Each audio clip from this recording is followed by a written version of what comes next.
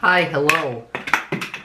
Good start. What's up, guys? Danny Anime. Yeah, super late just because of exams and finals happening and all that jazz, but you know, we're out here vibing. We got this. Last week's Boku no Hero review did really well for some reason. Chapter starts off with kind of like the perspective of the heroes and Ectoplasm and where they're coming from, and seeing that the clones, Ectoplasm and one of the other teachers, the dog teacher, God, his name slips my mind right now, but still they go after whoever the villain is, and they find out, oh, it's Gentle, and okay, what's Deku, and why do we smell Deku, why do we smell a student on you, what's going on here? So I kind of like the perspective that we see what else is happening in the background besides like just Deku's perspective this entire time. We see Deku hustling back because he got bounced back pretty far, I guess, last time. So cool bro. And so he's heading back, and like, I love the chapter, but it does that shonen generic thing that kind of just irritated me a little bit. It was the, oh yeah, nothing really happened, no real serious fight happened, and it just, it was fun to see Deku go like out and go fight and use like actually be able to use a provisional license, and this be a chance to actually show he's a hero and he can be a hero, and give him a shot at looking cool and stuff. And like Horigoshi's like, nah, nothing happened, bro, nothing happened, don't worry about it. And I feel like that's a shonen trope a little bit, because like, oh yeah, don't worry, yeah, he did something, but it wasn't anything big, it was just a small scuffle. I get it, this is like to like show just Deku doesn't need that maybe like recognition or anything, but it would have been nice because it would have shown some growth for him, and the teachers actually saying, oh wow, this kid's actually growing and going somewhere, and that would have been really interesting. I really enjoyed that, and I would have really enjoyed that. But the fact that they didn't do that, but you know, it's okay. We still got some other good stuff in the chapter as well. We got the start of the festival as well, and everybody wondering where Midoriya is and all that. So that was kind of entertaining for a little bit, as well as Midoriya looking for the groceries and running around looking for the groceries. The old lady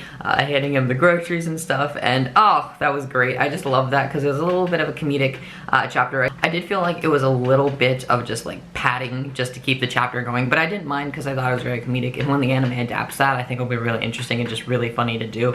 So I really can't wait for that to happen. You know, I felt like it was a wrap-up chapter as well, just kind of wrapping up the arc, kind of like the end of the arc, the epilogue sort of chapter, sort of like with One Piece does in between arcs, where they have that, oh yeah, like, oh, this is the end of the arc, oh yeah, hurrah. You know, I felt like it was sort of like that, which I don't mind. It was cool and all, and I guess this was sort of the end of the arc. So I'm excited to see where we go next week, where we're going with the story, especially like what's happening with this culture festival. Obviously I think we're probably going to get a little bit with the culture festival next week, but I'd like to see maybe a page or two at the end of next week's chapter, finding out like, oh, what's happening, what else is going on, maybe something with the League of Villains or something. I don't know, that'd be really interesting. I'd like to find out more of what's going on, but I was just like, okay, cool. Real quick, going back to Gentle and his whole thing with Brava, I thought that was really emotional and felt really just a little sad by it, just because he's like, oh yeah, I've been brainwashing this girl for years now, and I'm like, wow, okay, that's dark, and it's really true that this girl loved him. Brava loved him no matter what. It didn't matter what he did, whatever Gentle did,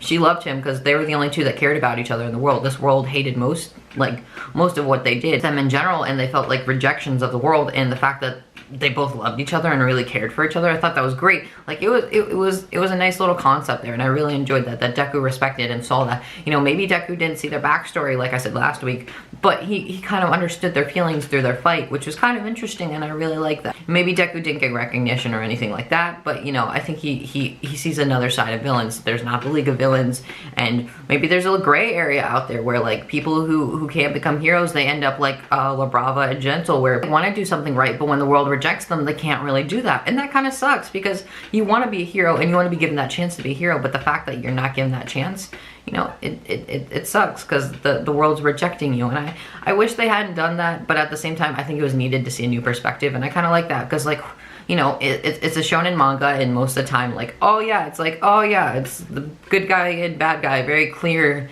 definitive lines, but the fact that there's like some moral gray area, which is kind of weird, I find that really interesting, and kind of keeps me interested in the story a lot too. Like, what else is there? Like, with Stain was really interesting as well, and so now they're bringing more of that moral gray area, and I find that just really really interesting, and I want to cover more of this in the future. Additionally, we got to see Mirio and Eri pop in right at the end of the chapter for the little party, club party thing they did, like dance club party thing class 1A did, and I thought that was really cool to see Eri there. She had this nice smile on her face, and finally getting that smile I think was really good, because she could never smile before with Chisaki or an overhaul and all the stuff that he did to her, and just all that, oh god, it was so great to see them smile again, and I really enjoyed that, having just Eri be there and being able to smile and actually be happy and be around people who actually make her happy and want her to be happy is really great. And the fact that Aizawa was there and letting her go out shows that, you know, there's some progression happening. Like, you know,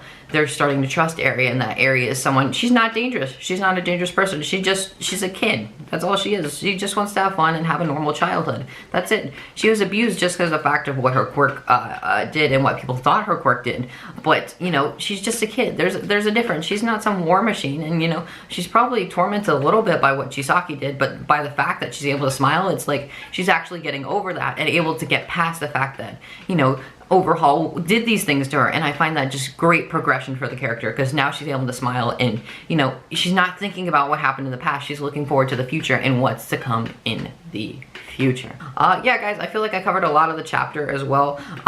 Real quick, I do want to say something about Togata. I'm really curious what's going on with him. I know he's still in the program, I guess, because he's still there at the school, but I'm really curious, like, what's going on with him? Like, where is his character gonna go next? What's happening with him? I really want to know more on him. What's gonna happen after this arc, or after he graduates? Where is he gonna go? I mean, like, it'd be cool to see him like a Batman character or something, but like the fact that they're still letting him in the hero course and him having like been like one of the top 3 heroes, that's great and all, but you know, what is he gonna do even though he has all these hero academics but no longer a quirk? I'd like to know more on that, and I hope we see something with that eventually. Anyways, guys, make sure to like, comment, and click that subscribe button. It'd greatly be appreciated, and peace out, guys.